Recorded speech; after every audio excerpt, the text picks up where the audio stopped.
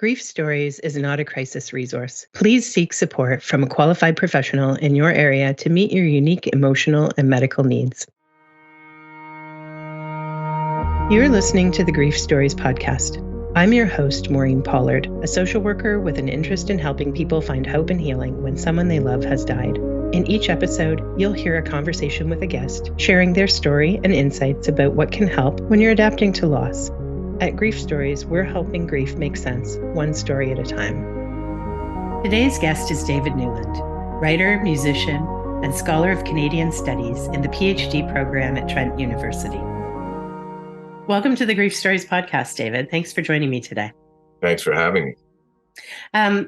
David, we talk here about stories of loss and how people find hope and healing when they've experienced grief and as they're moving through it. Would you share with us a little bit about your experience with grief? Thank you for asking. I think it took me a while in life to figure out that grief was actually a present issue.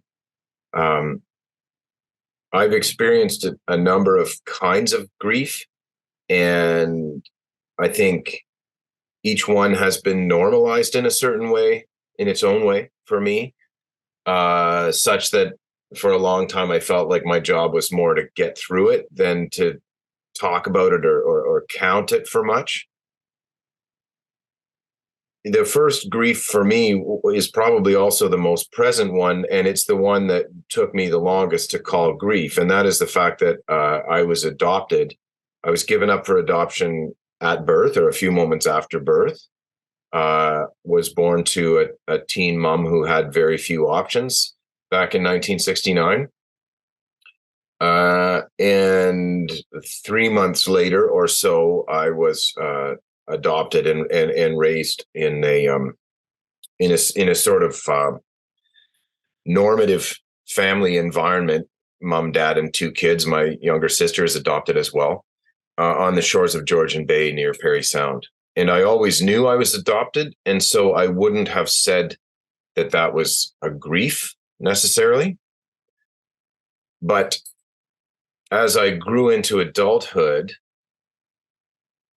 the sort of constant presence of absence was a thing for me. And as I investigated that and looked into that to try to address some of the ways that manifested for me, I recognized that those manifestations were, in fact, grief or symptoms of grief or symptoms of loss. I struggled all my life with feelings of outsiderness, of depression and anxiety. I struggled at times, have struggled at times to manage my relationship with substances, alcohol and drugs. I've struggled with anger and relationship challenges, including my first marriage ending in divorce. And, struggled overall to find my place in the world. Down the road of my journey as an adoptee, I learned that those are part of a package of things that statistically adopted people are just way more likely to encounter. I mean, multiples, the risk for adoptees, as I understand it, of depression, addiction, divorce, and suicide or suicidal ideation is multiples of the mean. Okay. Mm-hmm.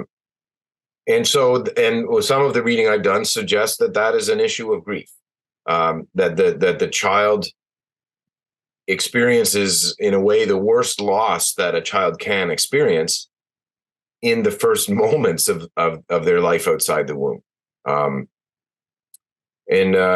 How to fix that is or live with that and move through that is a big story for me. And I guess I would add on to that divorce was a terrible grief for me. And my daughter, who's now 27, never grew up with me. I lived a long way from her and had to travel back and forth constantly to see her. There was a lot of joy in that, but there was also a lot of grief about the death of a marriage and about not getting to be the kind of dad I had wished to be. And I would add to that two losses, in additional losses. One is that perhaps because of the issues that go with sort of my package of things, I spent a lot of time with other people who lived on the edge, other people who struggled with drugs and depression and suicide and so on. And I lost a bunch of those people. So that grief is present as well. And the fourth one is this prevailing sense. One of the great gifts of adoption for me was growing up on the shores of Georgian Bay in the White Pine Forest, and within a place I still think is one of the most beautiful places in the world. And I say that having been around the world. And when I was a teenager, my family moved from that place, and it was utterly gut-wrenching for me, destabilizing, so as profoundly upsetting in many ways as later getting divorced was. And I think that has to do with the child uprooted, wishing to root in somewhere, and that being an amazing place to do it, and then not having had any agency in that. And so I think with my adult eye, I kind of see that in a way it was a tangible restatement of the conditions of my adoption, right? You don't have any agency and you're torn away. But that has morphed, I think, in my adulthood into an ever-present grief for the state of the planet, and especially of beautiful places. And I've had a chance I've traveled very widely, and I've especially traveled to some places that are unique and fragile. I worked for 6 seasons as a tree planter in Northern Ontario. I lived at the edge of the rainforest in Costa Rica. I traveled to India and Mexico, and then very, very widely across Canada. And then with Adventure Canada, a job I had for about 7 years, I traveled a lot in the high Arctic, Greenland, Labrador, and Newfoundland. And those were all amazing places, and they all created echoes of that grief and loss and sense of what is disappearing or being irrevocably changed on the planet and in the places we love. You're touching on the theme of grief in such a powerful way, and some of the really intangible parts of the experience of grief that so many people struggle to put their finger on. Your initial grief, your first loss, came before you had any ability to conceptualize it. But your body and heart and soul could feel it. Mm-hmm. That presence of absence, as you so eloquently put it, is echoing in all of these layers of loss. Mm-hmm. And I think you're right that that lived experience has associated with it a higher likelihood of these feelings and of these ways of trying to cope with feelings that then sometimes contribute to more loss. Mm-hmm. And that idea of agency, a big part of grief is often that whatever we've lost is out of our control. Yeah. And we lose attachments all the time. The relationships with people, places, and things end all the time. And it's a perpetual experience, from cradle to grave, and nothing stays the same. And so you're really identifying about how you carry that experience through your life and the ways that it's impacted you, without speaking specifically to the death of a person, right? And some of those experiences are the death of a person, but there's also the secondary losses of place and identity and agency and stability and hope and dreams and missed expectations, for example, right? Yeah, for sure. And I think that in some ways, what I'm coming to see is that every loss is, it's not the loss of a thing or a form, even as the Buddhists might say, although that you could frame it that way. It's the loss of the relationship, right? Or the interruption of that relationship. Because if we are talking about forms, arguably you can continue your relationship. You can have a relationship with someone or something that you've lost. But the interruption or the cataclysm at times that occurs in that relationship is one that can seem almost unbearable, and certainly as though we're kind of helpless. And helplessness is a very, very difficult thing. And I think it's almost like the only way forward from that is through deepening relationship, which is the very thing that's challenged in the first place, right? And I know for me, what I understand about adoption is that it can compromise your capacity to create relationships, which is not only the issue itself, but is also a challenge to the solution to the issue. So I have struggled. I've had many problematic relationships, in part, I think, because I have a difficult time feeling loved. That is part of the package. I think I was lucky in my first few months. I'm given to understand that I was in a foster home where I was well cared for and affectionately so. I'm told, and I hope. Nevertheless, the reading that I've done and my own personal experience suggests that adopted kids often have some degree of attachment disorder, difficult to feel love. And I still struggle with that. Absolutely. And I think, I have a background in child protection and did some work with fostering and adopting as well. And I think, even when there's affectionate care and safety in placements, the disruption of attachment is really powerful for infants. So the disruption of the attachment from the birth parent, and then the disruption from the temporary caregivers to the permanent caregivers is even when there's a chain of good care, disruptive in a person's development of sense of self, safety, and trust in the world, and then trust in relationship, right?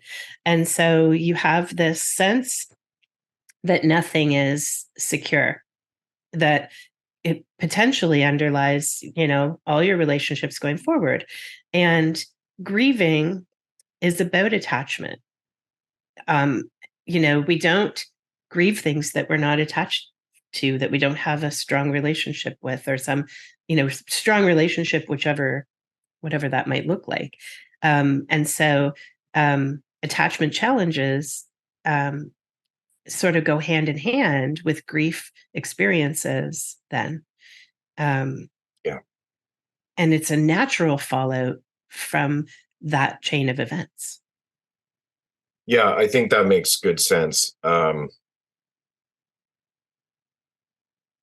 I want to say that when I speak about the issues surrounding adoption, I'm talking about my adoption, of course. Yeah. Because I'm aware of a great many adoptions that are positive and powerful, and I'm speaking specifically of adoptions within Indigenous circles. I'm not talking about the 60s scoop, which is utterly devastating. I'm talking about people who have been raised according to custom or necessity by aunties and uncles and grandparents and sisters and so on, and that, which is a really common practice and a very beautiful one. And I think when you talk about the interruption of attachment, the caveat is that doesn't happen if you have a healthy, well community living in the same place in the same way and with the same values and the same connections. It doesn't matter nearly so much if you're living next door or across the street or what have you. And so I've seen some really, really healthy models of that I think are amazing. But my particular set of circumstances, I think, does augment some of those concerns that you've talked about there. Yeah, and I think you're absolutely right that in a circumstance where there's a circle of care, such as you speak of in the indigenous community, that it doesn't exclude the birth parent. Yeah, that the birth parent stays part of that circle of care, even if they're distant or unable to provide, direct care for a period of time for whatever reasons.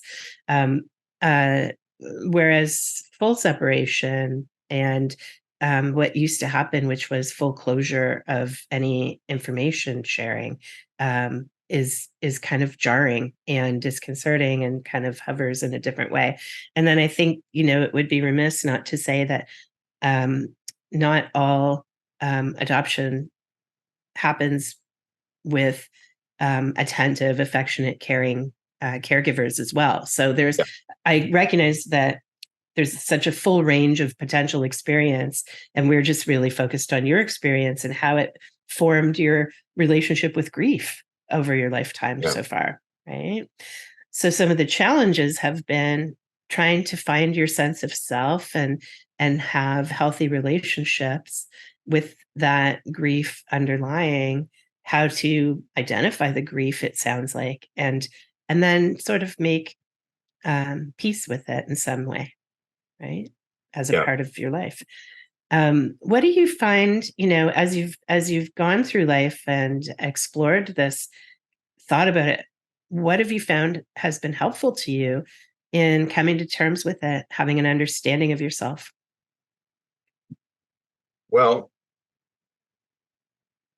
although I didn't always feel it at the time and have struggled with understanding it, honesty requires that I tell you, I have been deeply loved.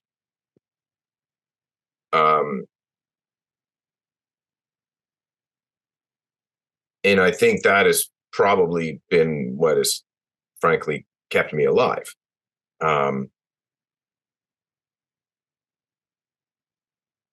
Sometimes that love was in a form that I did not appreciate or could not access. I've been through a number of relationships, and I'm talking about intimate partners here, but friendships too can be really challenged by this sort of thing. At this stage in my life, I can look back and say that in those relationships, I was loved and someone cared for me and helped put pieces of my heart back together. And I've been the beneficiary of that. I've had some incredible women in my life, and it's a sort. I'll tell you what. It's another source of grief for me. I heard an interview with Gordon Lightfoot where he said he has lived the latter stages of his life in repentance, and I knew Gord a little bit, and that stuck with me. I have also felt that. I feel that repentance. I would, I've reached out to people and said, I'm sorry about how I was, and I'm grateful for how you were. So that is, I have to say, people invested in me and saw something in me, and whether I could feel it right or not, they helped keep me together and bring me toward wholeness. My marriage, my wife Megan has been incredible at that. and not simply in like I don't want to say this is some kind of Florence Nightingale situation going on. I think there's reciprocity. I think we really help each other. But I think I'm capable of being in the relationship with someone who is that loving because I've done some work prior to getting there, and so in a way I'm reflecting on how I got to that place. My kids, of course, I feel my daughter, in some ways I feel my daughter is now 27, which means that she's the age I was when she was born. That means I've been a dad for half my life. And in a way, I feel I've had two lives. There was the first life, and I was fortunate that life did not end before she was born.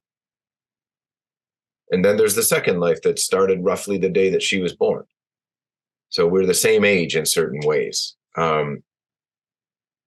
And she came from another world, right? Like, and arrived as a person that I recognized.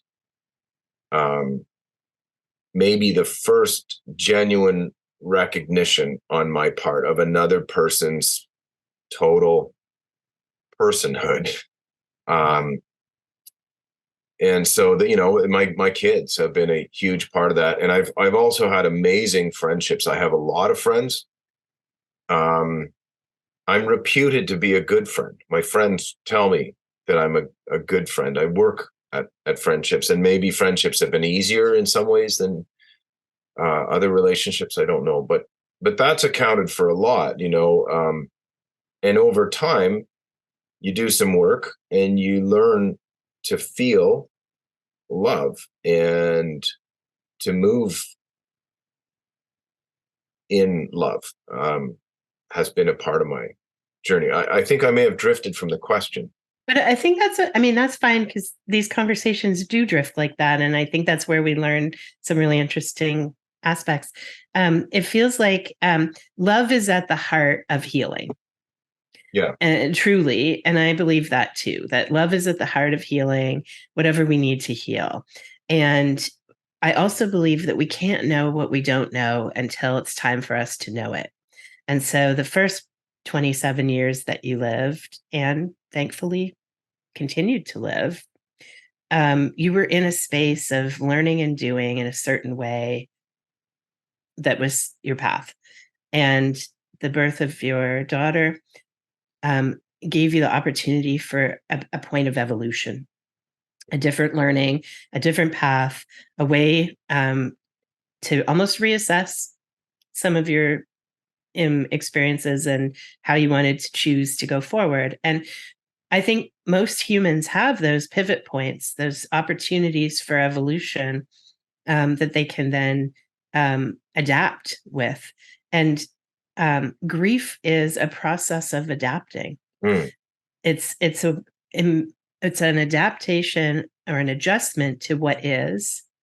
And I also speak a lot about it as grief is living with grief is living with your story. What is the real story of you? Mm-hmm. And how do you carry that story? How do you carry it for yourself first, and then share that story with the world in a way that makes sense and shows the nuances of that evolution? Because we all start somewhere, and we all have experiences, and we all evolve. And, I hope that, 54 years in, that I'm also a better friend, mm-hmm. and a better human in general, because I have evolved and learned things that I didn't know, and I still have a long way to go, right? And by the way, I have heard that you're a good friend from some folks, so so there's that. Your evolution is working in a good direction. It's good to hear. We have talked before a little bit about the arts, and about the opportunity that the arts provide sometimes for supporting healing, and for supporting that adjustment, that adapting, that evolution. What's been your experience with that? Well, I mean, I can't imagine life without the arts. I think it was Nietzsche who said, without music, life would be a mistake. Right.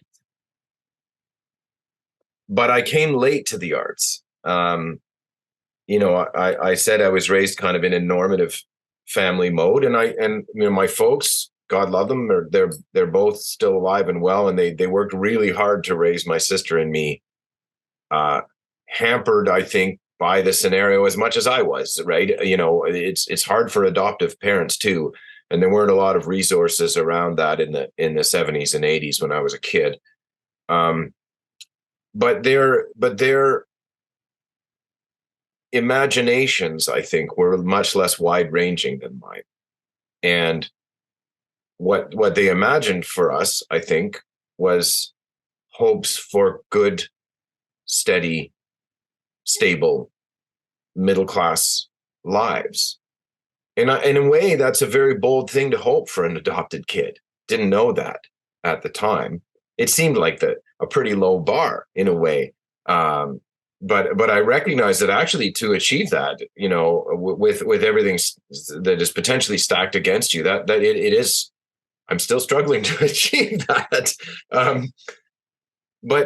And so I grew up with a Reader's Digest world, like, that you went to church on Sundays and you went to school the rest of the time, and you had to do really well in school, and you had to have a job as soon as you could to raise some money and pull up your bootstraps and all, and be responsible in all these things.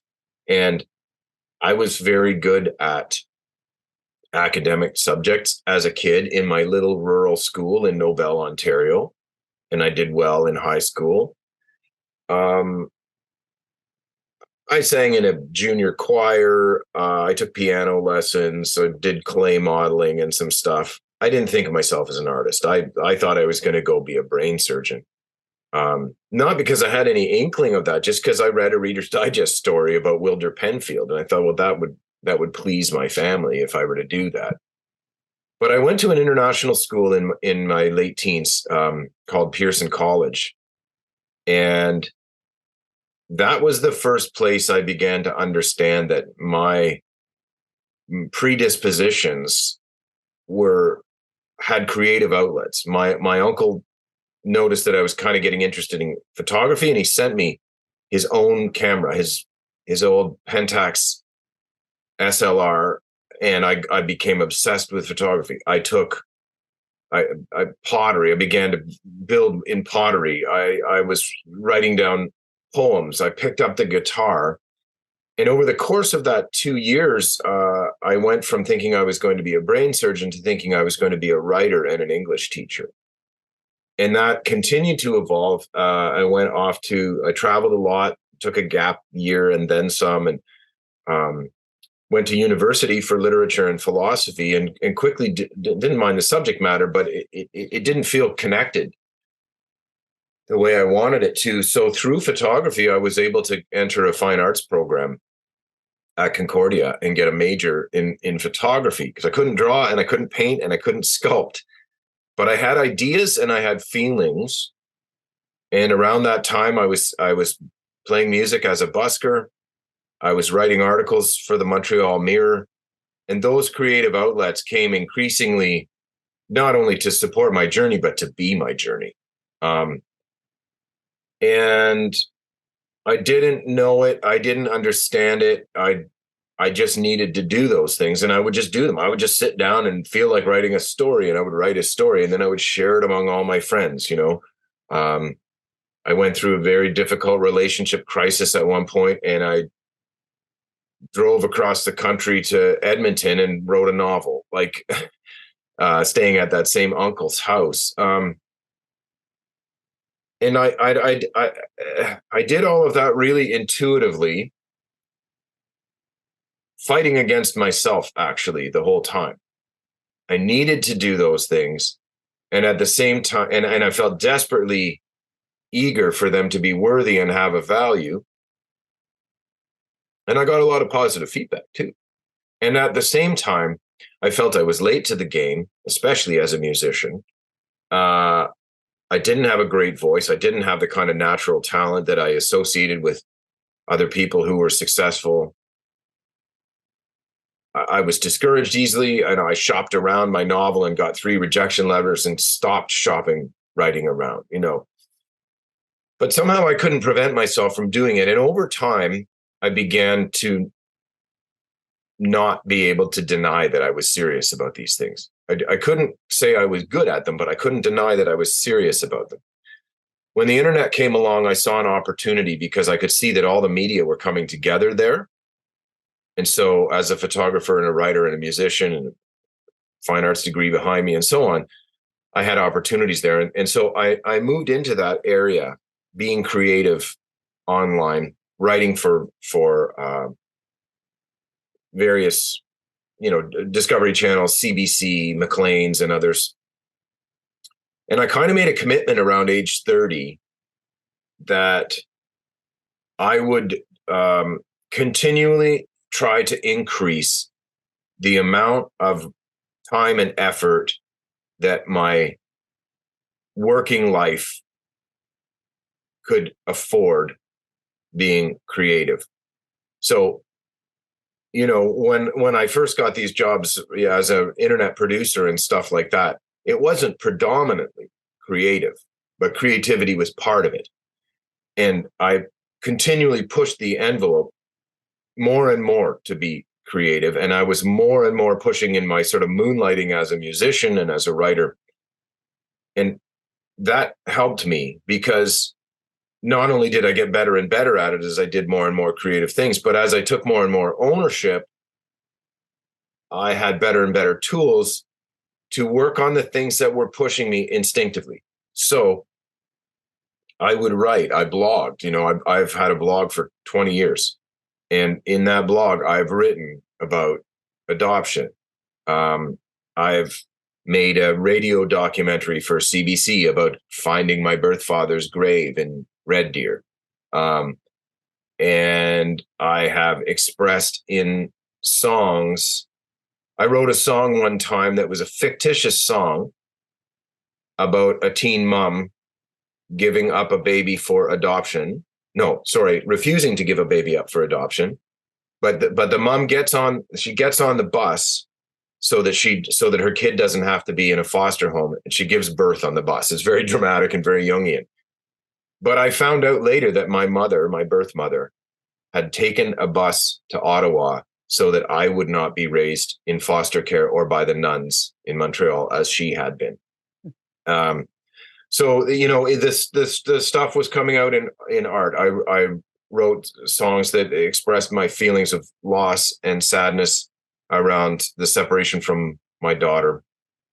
And all the time I was using photographs and writing and music as ways to move through the world. And those tools they're interesting because they can give you some degree of intimacy and separation at the same time. And that was useful for me because intimacy is so fraught, right? And I saw this a lot in the travel business, people using cameras to actually hold themselves distant from what was happening in front of them because it was more than they could take, And so I think I did some of that, and at the same time used those tools to become more intimate and more expressive of what was happening. It sounds like there's an element of being compelled and really driven over and over again to find your voice in these mediums that you were exploring, that you were finding opportunities in. And, my experience with expressive arts is this part of healing that can happen when we take what's in here, the head and the heart, and we put it out into the world in another form. Mm-hmm. And maybe that's on paper, in sound, whatever it is. It gives us a chance to reflect differently and see something that we're carrying differently. And there are these sometimes really synchronous threads that run through our art and our lives. The story of your song about the teen mom delivering on the bus, and you're later learning about your birth mother's bus journey, to me is synchronistic and a beautiful way that the threads of our lives are woven together in ways we don't always understand. And you have this opportunity then to participate in your journey in a different way than if you were just carrying it inside you. Yeah, I think that's right. But I want to go back to your word compelled, because I think it is a compulsion for me. I don't think on any intellectual level I would have moved in these directions. I do now. Now I can use my intellect to push me toward my compulsions, or to help myself get out of my own way. But it's the compulsions that dictate, and the tension between seeking intellectual control and letting the heart go after what it requires is very, very challenging, I think, for everybody. I've been fortunate to gain momentum. I just kept at it and gained some momentum, and you get down a road where now it's the only thing you can do. I'm fluent in normal. I grew up that way. I can cut my hair and hold down a day job if I need to, and all of those things. I've had to do that for long stretches of time, always in the background, knowing that this is not my ultimate way. And more and more, I'm probably getting rusty at that. It's probably harder and harder for me to slip back into that, whatever, that kind of mainstream mode. And by the way, I'm not knocking anyone who can live that way. Please do, No, but it feels like, to me, it's more about the evolution of your healing. Yeah. So it's you are moving more towards what feels authentic as your way of being in the world. The compulsion has moved you that way. And, I've had a similar experience. I just started later. I became an author in my mid-40s, and I started writing songs after I turned 50. And congratulations. Thank you. It's a similar feeling of being compelled, of wanting to move what's inside of me out of me so that I can reflect on it and sometimes share it with people that they may connect with it somehow too. And there's a healing that happens, and it's an evolution that I'm hearing in your story that reflects my experience of it as well. When we can create something from our experience, it's an opportunity first for us, and then it shines a light on an opportunity potentially for others in the world. And collectively, that makes a difference in our healing paths. Whatever the medium is, if you're no good at drawing, there's something else you might be good at that helps you move it out into the world. There's a book called I can't remember the main title, but it's Susan Cain wrote it, and the subtitle is How Sorrow and Longing Make Us Whole. Interesting. And there's a chapter early in the book about taking pain and moving it into the world, into something beautiful through art. And I think that's kind of what we're talking about in terms of this healing process. Yeah. And I think that movement toward beauty is very interesting. Years ago, when I was in Costa Rica and photographing compulsively, photography was my way to gobble my way into the world. I was talking to a guy there. He was a Bribri, was his ethnicity. That's one of the indigenous peoples of Costa Rica. And he said, "Oh, you're a photographer. Wow." And I immediately started this critique in my own mind, because already there were very present critiques around photography as a colonial activity and photography vis-a-vis indigenous people and everything. And he said, "Oh, so you make things beautiful." And that really struck me, because a lot of what I was doing was attempting to address in an honest way the ugliness I saw in the world. And I wasn't a punk or anything like that. It wasn't a deliberate aesthetic. It was just like, there is such abject poverty and such terrible discrepancy between, what people can expect in the world, depending where they were born and how they were born and so on. And here was this guy kind of cutting through all of that critique and saying, "Oh, you make things beautiful." And I've thought a lot about that, about, what is beautiful. And I don't really know, but I associate it with honesty. I associate it with honesty and the truth of things. I am, of course, a very limited person, so I'm not actually capable of deciding what is honest or what is truthful on any grand scale. But I strive to be truthful in my work, and I strive to be honest about my work. And I have a feeling when things have hit that place, and maybe that is what is beautiful. I agree. And I think we're not talking about conventional commercial beauty. No, we're not. we're talking about the authentic experience of human nature, in some ways, and the nature of the world, which is sometimes quite difficult to look at straight on. And yet it's still powerful and beautiful and part of us, part of our experience. And so the book is called Bittersweet: How Sorrow and Longing Make Us Whole.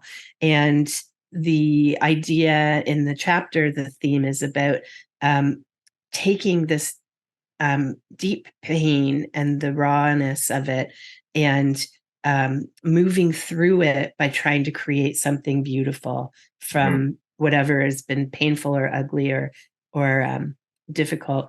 And so some of the songs that we write are about the most painful experiences humans can have, and it can be a beautiful song that makes people cry and isn't conventionally or commercially beautiful, right?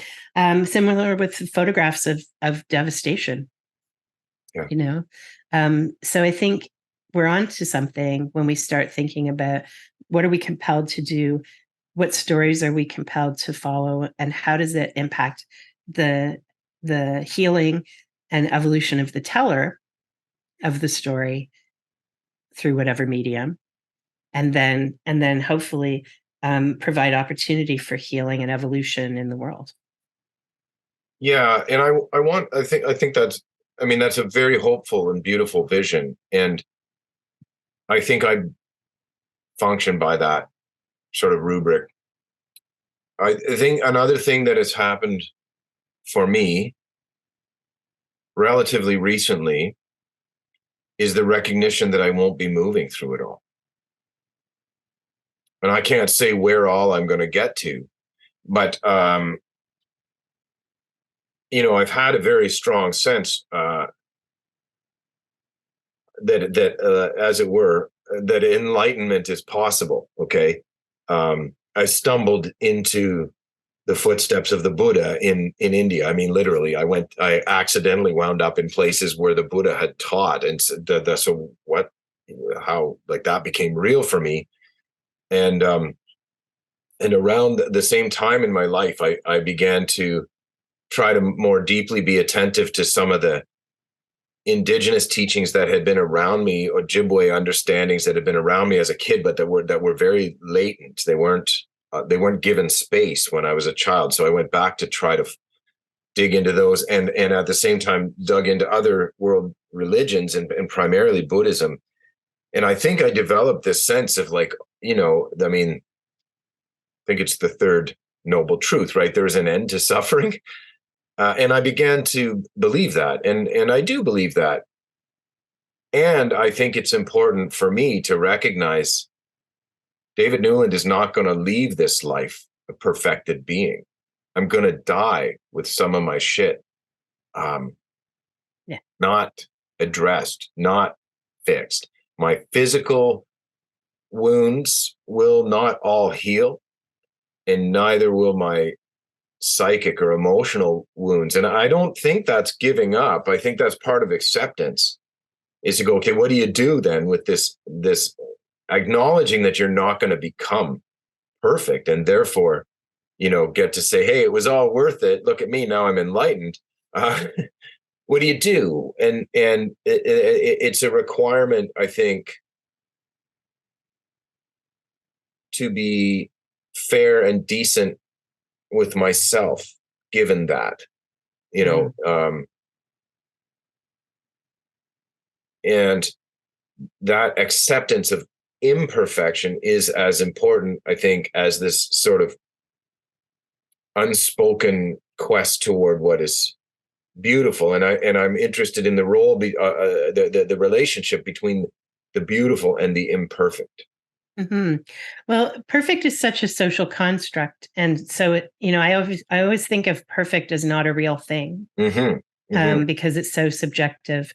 And so that sense to me also of what you're saying is that our evolution continues until we no longer have breath, and maybe beyond as well, but in a different way. But our evolution in this life, in this body, continues, and the experience of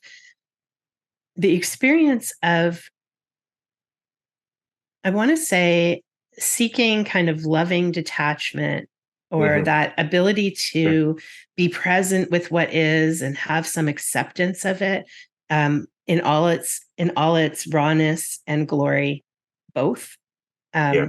That sense of being able to carry our story, softening the sharp edges sometimes so that it's a little easier to carry our story, and always seeking to write our story in a way that feels like it's the next authentic thing for us as we evolve. Right.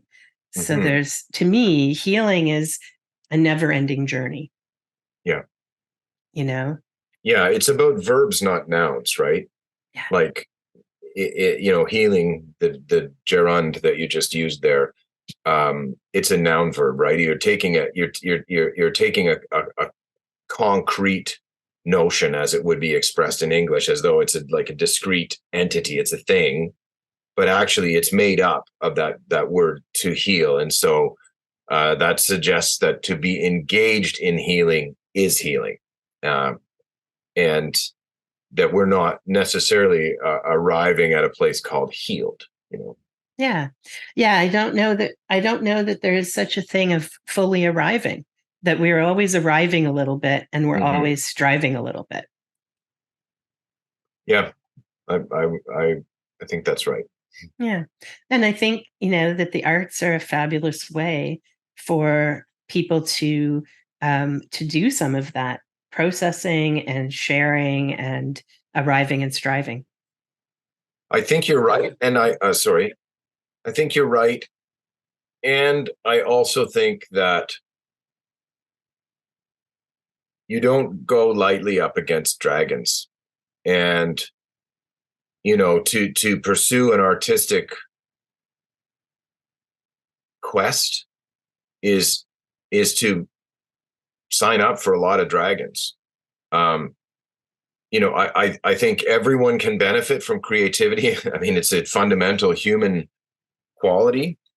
And I think people who struggle with grief and other issues often wind up gravitating toward the arts, sometimes merely because the arts is less structured and therefore you can be more high functioning. You can meet other people's requirements more easily. It's not necessarily that you're more talented than the person who's in the typing pool or who's, looking out the corner office or whatever. They may have tremendous artistic, creative talent, and it comes out in quilting or, making whirly-gigs for people's lawns or what have you. The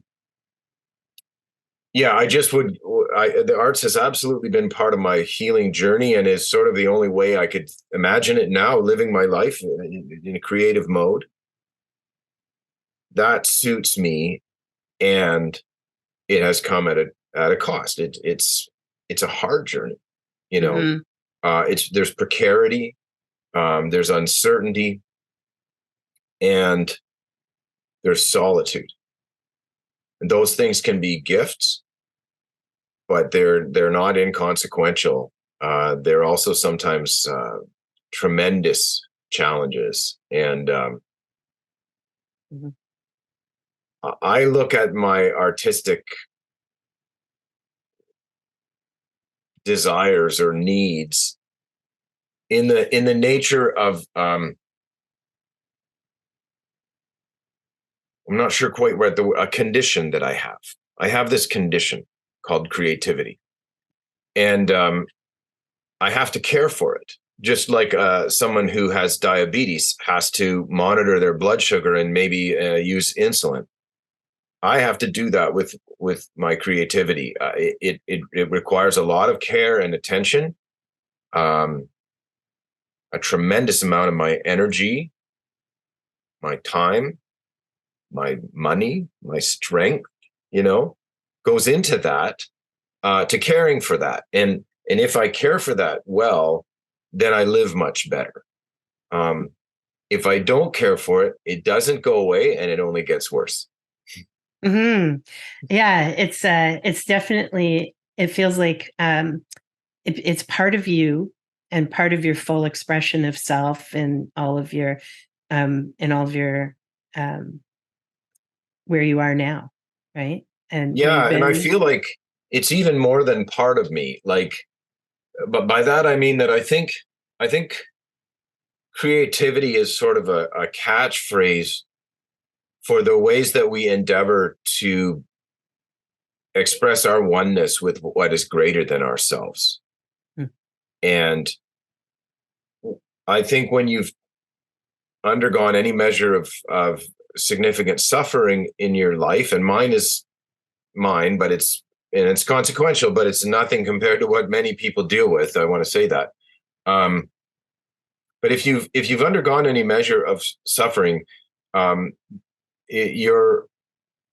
ego, I think, responds in certain ways, sometimes by hardening up or taking on a greater role than it ought to, even if the ego itself is actually not fully developed.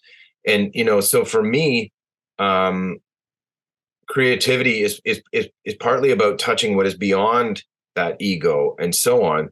And I think this is a place I'm coming to now as well. It doesn't mean you get to leave that ego behind. You're not done with that ego. That little homunculus is along on the journey with you.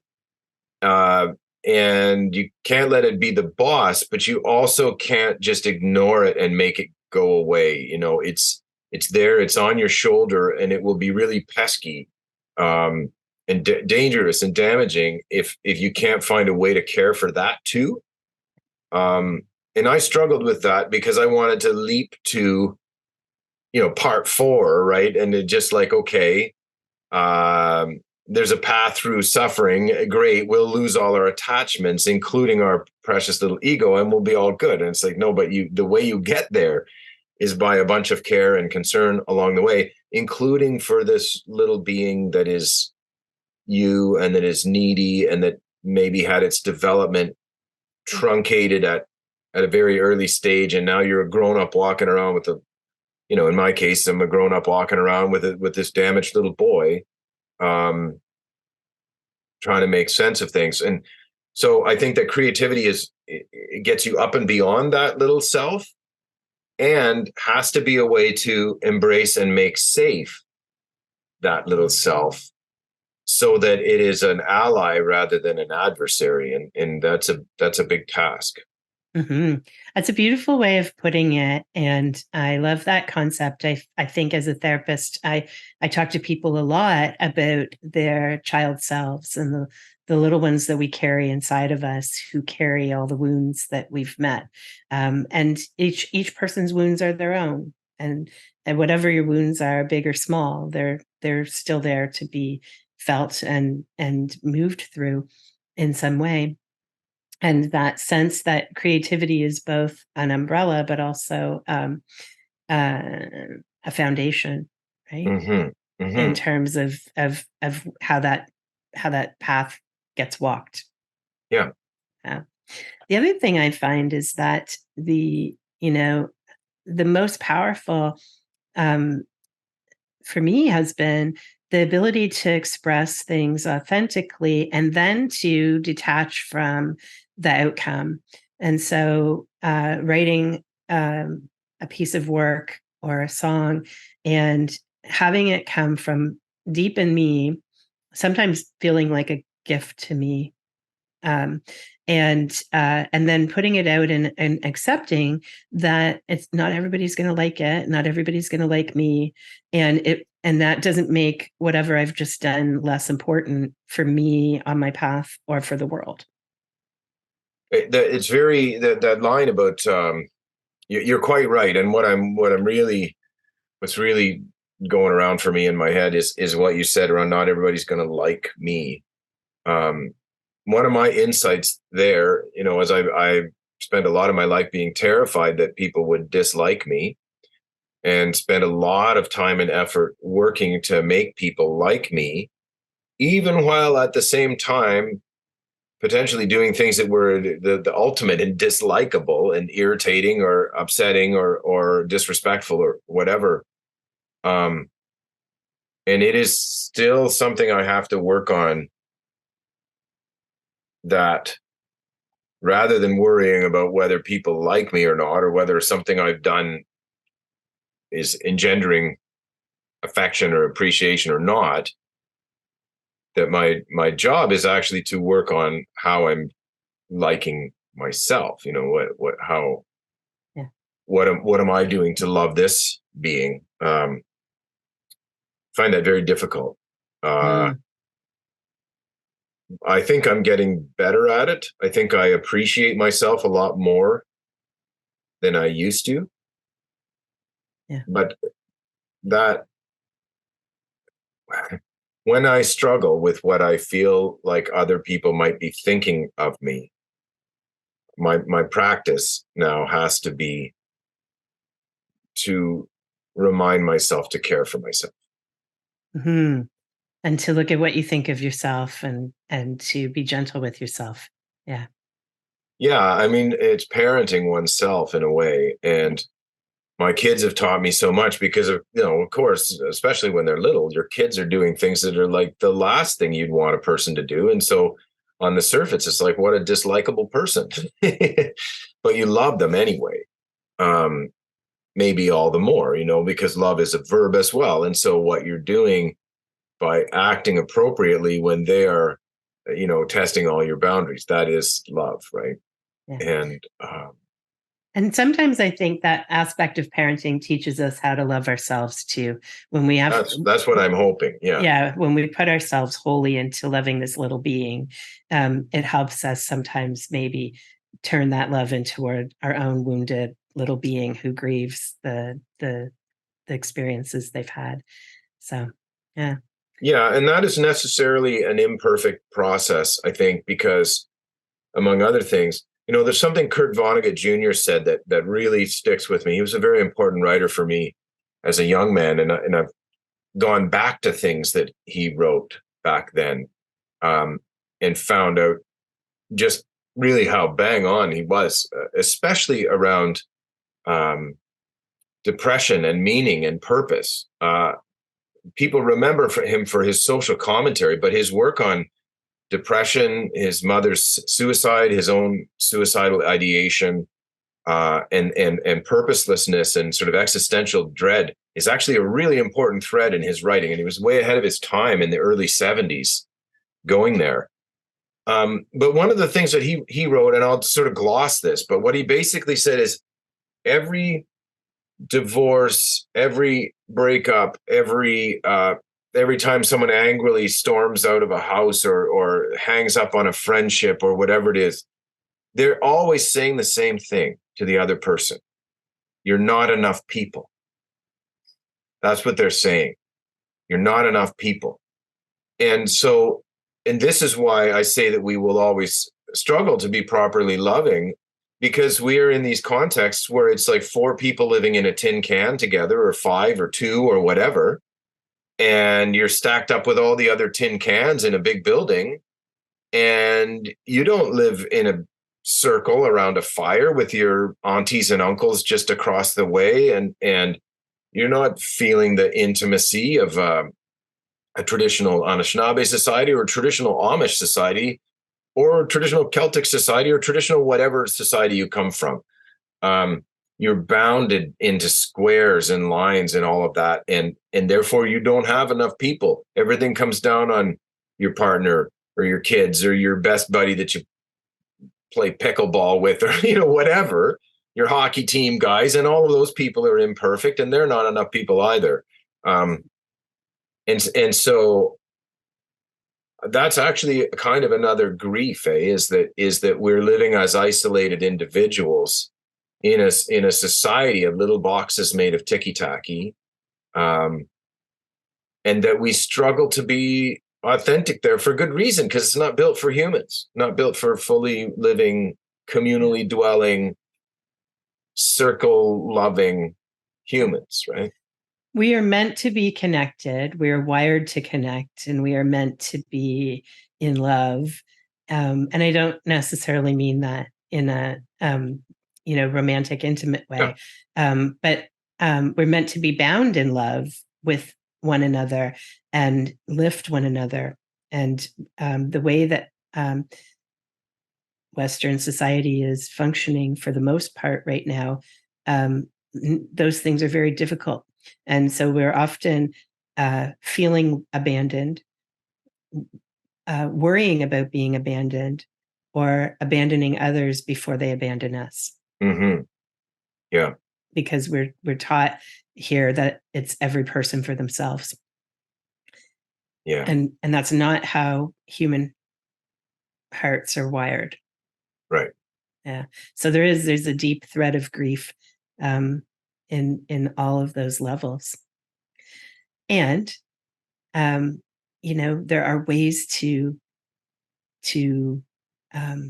evolve through that and find some peace and meaning and purpose in spite of our flawed humanness. Mm-hmm. Yeah. Thank you so much for joining me today. Well, thanks for having me. You've said a lot for me to consider, and I appreciate it. Yeah, the same. It's been a pleasure.